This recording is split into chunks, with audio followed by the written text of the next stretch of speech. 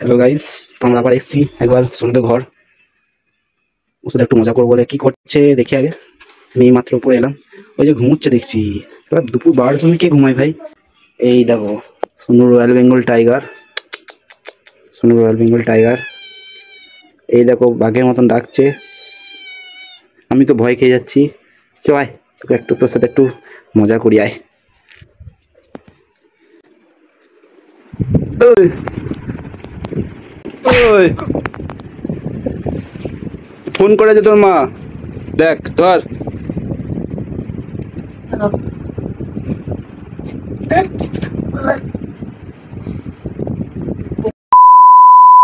আরে ভর দুপুরে ঘুমাচ্ছিস, একটু মজা করলাম, রাগ করছিস কেন ভাই?